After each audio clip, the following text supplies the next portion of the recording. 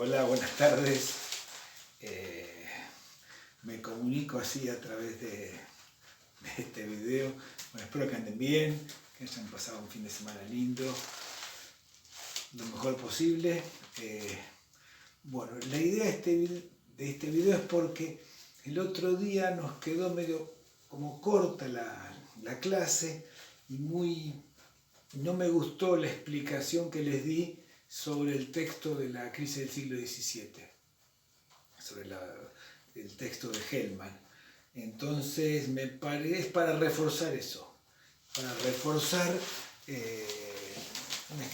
tratar de explicar cuál es la idea del texto de Hellman, por qué se escribió, porque es interesante, y así tal vez este videíto ayude a la actividad, a esas preguntas que yo les pedí que hicieran de la lectura del texto. Arranco. En el siglo pasado, la década del 50, década del 60 más precisamente, unos grandes investigadores, es decir, gente renombrada, a los cuales le debemos muchísimo, el egipcio Samir Amin, Gunther Frankl alemán, João Henrique Cardoso brasileño, Raúl Prebisch. Se juntaron estos investigadores y formaron lo que se llamó la CEPAL, es decir, Comisión de Estudios para América Latina. Entonces, esta comisión que se juntaba a estudiar, lo que querían desentrañar era cuáles eran los problemas de América Latina y no solamente hacer un diagnóstico, sino pensar cuáles eran las medidas, las políticas que necesitaba América Latina. De estos científicos de la CEPAL salió el concepto de desarrollados y no países desarrollados y países en vías de desarrollo. Es el desarrollismo de los años 60, es hijo de las ideas de la CEPAL, de estos investigadores de la CEPAL. Una de las primeras conclusiones a las que llegan estos investigadores de la CEPAL y que forman lo que llaman una teoría, llamó la teoría de la dependencia. ¿Qué quería decir esto? La teoría de la dependencia. Atribuían estos investigadores el atraso y la falta de desarrollo en los países latinoamericanos a la dependencia. No es que estaban a favor de la dependencia, no, la criticaban y criticaban las relaciones de dependencia que había establecido América Latina con los países centrales. ¿Qué sería esto en la relación centro-periferia? Centro industrializado, productor de productos industriales, y la periferia, sería América Latina, productora de materias primas. El centro produce productos industriales, la periferia materias primas. En esta relación centro-periferia, año tras año, y década tras década, y periodo tras periodo, se va a ir beneficiado el centro y se va a ir perjudicando cada vez más las materias primas porque van a perder su valor, su precio. Establecen también estos científicos de la CEPAL lo que llama los términos de intercambio. Esto es una de los aportes más importantes que hicieron. ¿Qué sería esto? Sería que los términos de intercambio serían cuál es el valor de los precios de los productos industriales en relación con los precios de las materias primas. Estos son los términos de intercambio. ¿Cuánto de materia prima necesitas para los productos industriales? Y establecieron como una regla que de periodo en periodo los países productores de materias primas, por lo tanto América Latina, iban a ir sufriendo un deterioro de los términos de intercambio. Entonces cada vez más iban a necesitar más materias primas para comprar productos industriales. Esto, en esta relación de centro-periferia. Estos son los aportes que hacen. Ahora bien, si el problema de los países latinoamericanos es la dependencia, las relaciones de dependencia, entonces cabía imaginarse, por razonamiento lógico, que ante una crisis de los países centrales, esa crisis de los países centrales podría convertirse en una oportunidad de desarrollo para los países de la periferia, porque podían tener un crecimiento autónomo, independiente de los países centrales. Entonces la crisis de los países centrales se podría convertir en una oportunidad. Ahora, ¿cuándo encuentran esto? Buscando en la historia, porque para eso sirve la historia, además de para darse dique en alguna reunión y sacar un dato histórico cada tanto, sirve para eso, para ver qué políticas ver y ver si se cumplen las teorías de la actualidad. Entonces buscaron en el pasado, se buscó en el pasado, cuando los países centrales habían estado en crisis, para ver si esa crisis de los países centrales habían permitido un desarrollo de los sectores de la periferia. ¿Cuándo encontraron esa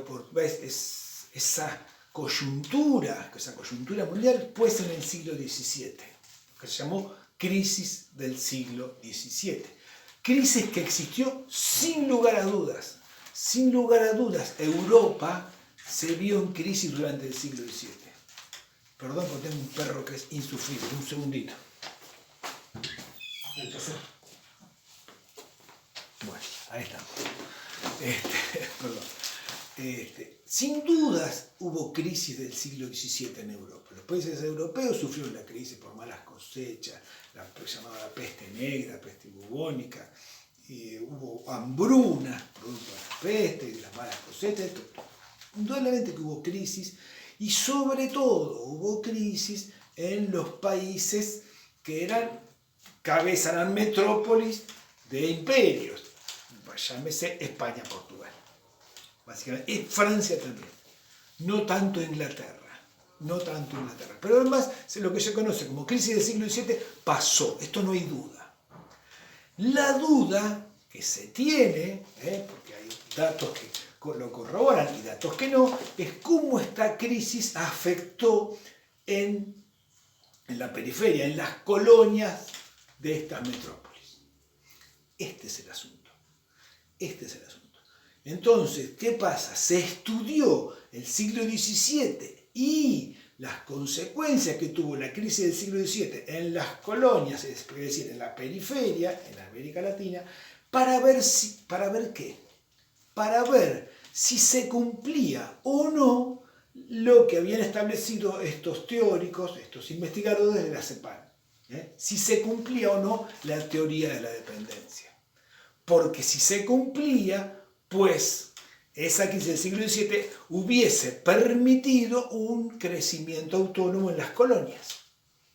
Ahora, si no se cumplía, pues la crisis del centro hubiese repercutido en las colonias y hubiese habido crisis también en las colonias. Esto es lo que tenemos que ver. Ahora bien, el texto de Hellman, como es muy bueno, cortito, pero muy bueno, tiene historiadores de un bando y del otro. Es decir, de un bando y del otro no, porque no es un enfrentamiento bélico, sino que tiene historiadores que de alguna manera apoyan la teoría de la dependencia y aportan sus datos para apoyar esta teoría, y hay otros historiadores que van a decir que esto lamentablemente, según ellos, no se corrobora, y van a decir que lo que se ve en el siglo XVII en América Latina sería la teoría de los polos de crecimiento. ¿Qué quiere decir esto? Que los países dependientes, los países periféricos necesitan de un polo, sin una punta, algo de crecimiento que atraiga y que arrastre el crecimiento de otras regiones. Es decir, un centro que cuanto más fuerte es, más poderoso, pues más atrae el crecimiento de la periferia. Estos son los dos modelos, las dos formas que se van a enfrentar de alguna manera en este texto. Por eso es interesante para debatir un rato, para que vean cómo no hay verdades absolutas, sino que hay distintas escuelas, distintos marcos teóricos, distintas ideologías, distintas maneras de ver un mismo fenómeno y que se toman distintas fuentes. Por eso es interesante este texto. Por eso yo les pedí que lo que tenían que hacer era leerlo y poner en un lado un listado de cuáles son los autores que adhieren a la teoría de la dependencia y del otro lado cuáles son los autores que adhieren a lo de los polos de crecimiento. Eso. Al leerlo y al poner de un lado a unos y de otro lado a otro, pues uno va a ir viendo, ustedes van a ir viendo, entendiendo con mayor profundidad por qué unos están de un lado y por qué otros están del otro. Es decir, qué fuentes utilizan uno, qué fuentes, de dónde sacan los datos unos para decir una cosa y qué fuentes toman los otros o en qué datos se apoyan para decir las otras. Hay un dato, lo van a encontrar ustedes que es muy llamativo y hasta gracioso, que hay un dato que tiene que ver con el crecimiento de los latifundios, que ese crecimiento de los latifundios que se revela en el siglo XVII, en las colonias, es decir, en Latinoamérica, pues sirve como argumento tanto para la teoría de los polos de crecimiento como la teoría de la dependencia. Les pido que lo busquen como argumentan los autores, van a ver ustedes que eso es un dato interesantísimo, porque el dato es el mismo, crecen los latifundios. Ahora bien, este crecimiento de latifundios puede ser entendido como que fue una oportunidad para Latinoamérica, si sería corroborando la teoría de la dependencia, porque entonces como era una oportunidad, los grandes productores compraban más tierra para agrandecerse porque veían la oportunidad de negocio, podía leerse de esa manera, y también se lee del otro lado que el crecimiento de los grandes latifundios es porque, y la crisis afectó tanto, la crisis del centro afectó tanto a las colonias, que los pequeños productores se vieron obligados a vender o a entregar sus tierras por poco dinero a los grandes latifundistas que aprovecharon la crisis para acrecentar sus propiedades. Como verán, esto tiene de maravilloso las ciencias sociales. Sí, son mucho más maravillosas que la matemática. Siempre digo lo mismo, la raíz cuadrada de 36 es 6, sin lugar a dudas. Ahora, porque son números, cuando intervienen los hombres, los grupos sociales, las relaciones sociales, los conflictos, todo eso ya no es tan exacto. Y esto es lo que tiene de maravilloso, no hay exactitud. Por eso las ciencias sociales se llaman ciencias fácticas. Son difíciles de comprobar sus enunciados en la realidad. Pero tenemos la obligación de seguir produciendo. Al estudiar, seguir produciendo generalidades y seguir produciendo teorías para ver si nos sirve lo estudiado, lo vivido, para de alguna manera pensar qué podemos hacer hacia el futuro. Este es el objetivo principal de la historia. Como decía hace muchísimos años Pierre Vilar, me pongo de pie, un francés maravilloso, que sus libros son maravillosos, que estudió sobre todo el siglo XVIII en Francia. Pierre Vilar decía, ¿para qué sirve la historia? Para aprender a leer el diario. Un poquito de eso. Hasta acá estamos. Espero no haber sido muy pesado. Esta es una idea de apoyar la lectura de este texto de Juan Gelman. Espero que les sirva de algo y nos vemos el jueves. Con toda ansiedad los espero que les vaya bien. Los aprecio mucho y hasta pronto. Hasta el jueves. Nos vemos.